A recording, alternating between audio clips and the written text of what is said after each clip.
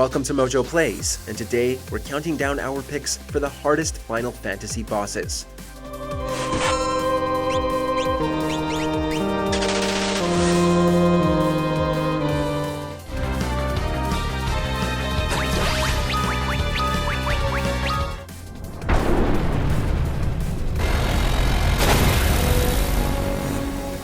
For this list, we'll be ranking the most challenging boss battles in the Final Fantasy franchise, so a spoiler alert will be in order if there are any games in this legendary RPG series that you've missed.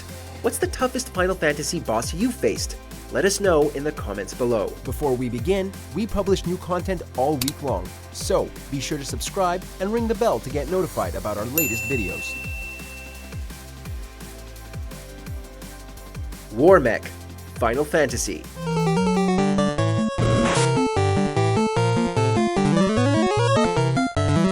The first boss on our list isn't easy to find, but the Warrior of Light in your party may be unlucky enough to draw out the Warmech in the original Final Fantasy. There's only a marginal chance of encountering the Warmech while exploring the Flying Fortress, but if you do, get ready for a probable preemptive strike.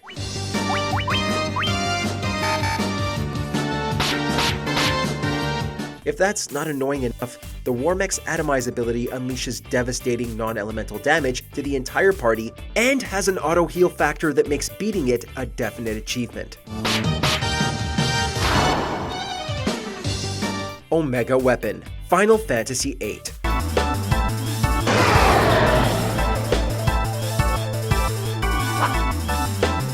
A million hit points. That's just the start of what we're dealing with here with Omega Weapon from Final Fantasy VII. This is another boss battle where you have to know where to be and what to do in order to encounter it, this time while in Ultimisia Castle. You need to toggle in between your two party teams to kickstart the timer to meet Omega Weapon, and once you do, you better be ready.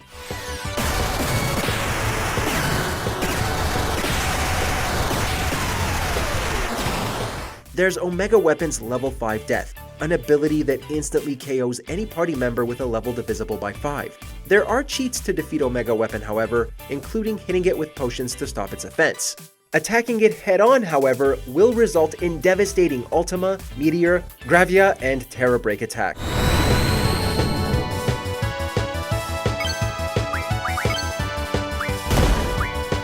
Emerald Weapon, Final Fantasy VII.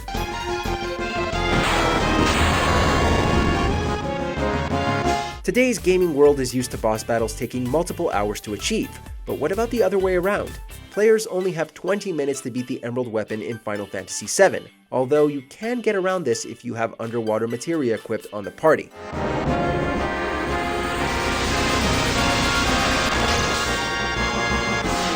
You can also avoid fighting Emerald Weapon if you pilot the submarine in a certain way, which may not be a bad idea because this boss has a devastating attack under its belt. It's called Air Tam Storm, materia spelled backwards, and smashes the party with damage equal to the materia equipped times 1111. There is some good news. Emerald Weapon never deviates from its attack pattern, so memorizing it will help out immensely.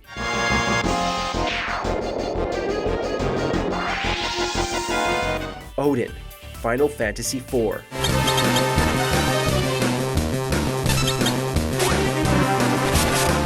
Zantetsuken. The word is likely very familiar to Final Fantasy addicts, thanks primarily to the character of Odin. He's been a friend, foe, and guardian force, an intimidating boss that demands a fair fight if the party is going to earn the right to summon him for aid.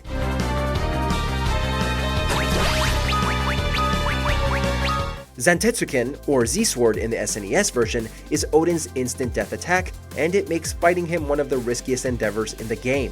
Of course, being able to summon Odin and using the Zantetsuken to eliminate your enemies is probably worth rolling the dice, just be careful.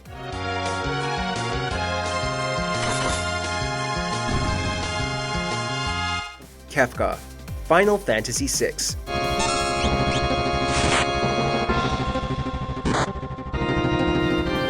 You go up against Kefka Palazzo numerous times while playing Final Fantasy VI with varying degrees of difficulty, but there's no sugarcoating this epic final boss fight. Kefka's final God of Magic form is a multi-stage endurance test, starting almost immediately when the boss slashes all of your HP down to 1.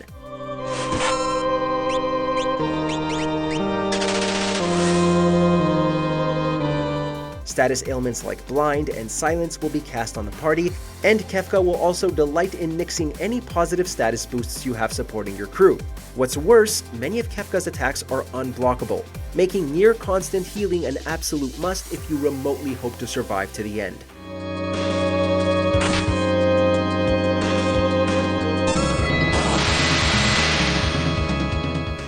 Osma, Final Fantasy IX.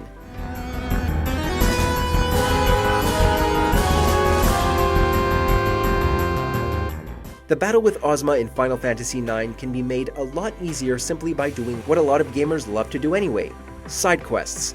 Specifically, the Friendly Monsters side quest makes hitting this pinball-shaped beast with short-range attacks possible, and the boss also develops a weakness to shadow attacks if this quest has been finished.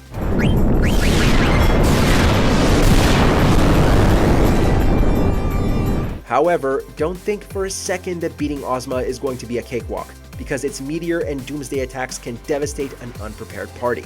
What's worse, the boss will likely heal itself back to full HP right at the most inopportune moment, making you try and beat this annoying orb all over again.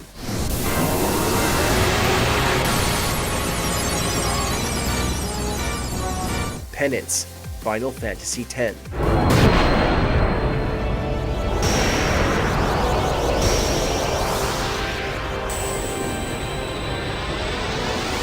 So, you barely blinked at the Omega weapon's million hit points. You say you want a real challenge.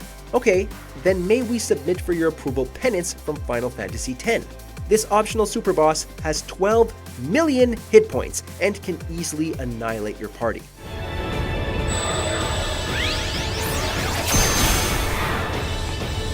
The key here is to keep an eye on Penance's independent arms. If they're both active, then the boss will cast Judgment Day, an attack that deals 9,999 points of damage to everyone. Elemental damage won't work on it, although Doom attacks will keep the arms at bay, which can create a much-needed opening. Of course, if you happen to have Yojimbo as a summon, then his Zanmato attack can kill Penance instantly. Other than that though, get ready to run the gauntlet.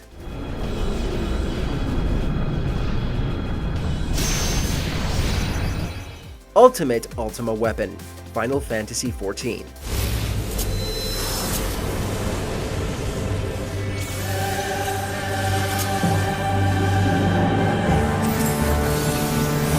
We've encountered a number of bosses with a surname weapon in our list, but you know you're dealing with a super boss when it's not so affectionately referred to as the Ultimate Ultima weapon. This battle is actually so difficult that the second stage sees Ultimate Ultima weapon casting, you guessed it, the Ultima attack, which will wipe out your entire party before you can even blink.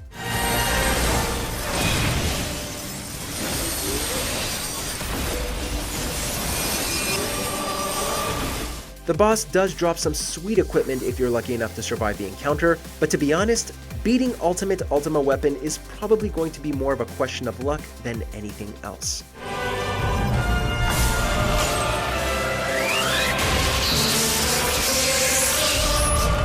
Yazmat, Final Fantasy XII.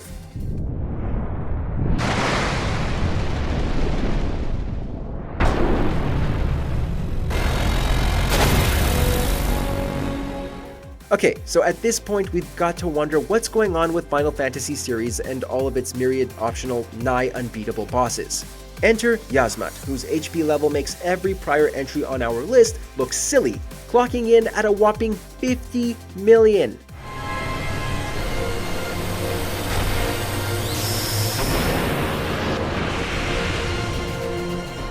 Expect to measure this boss battle in terms of hours rather than minutes, as Yazmat can create instant death with its attacks and never fails to target your entire party.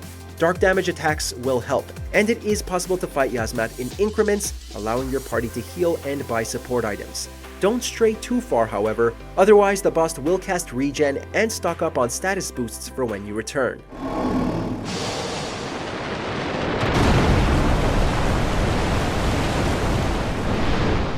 Before we get to our final boss, here are a few honorable mentions.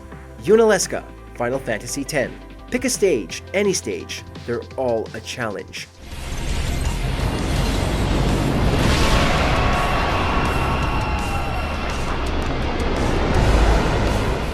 Necron, Final Fantasy IX. Pattern memorization is key.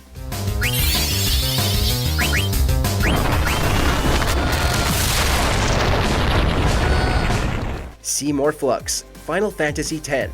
We weren't prepared for this one.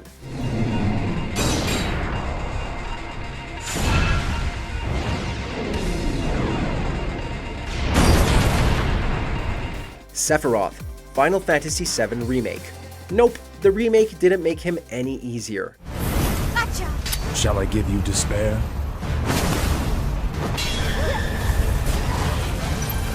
Absolute Virtue, Final Fantasy XI.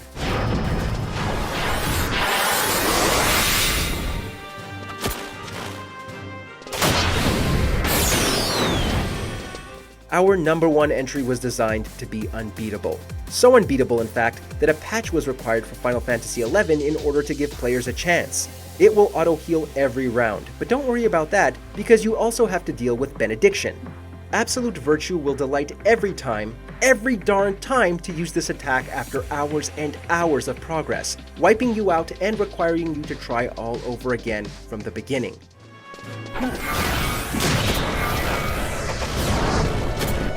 Oh, and you will be back again, and again, and probably a dozen times or more before you get lucky enough to survive Absolute Virtue.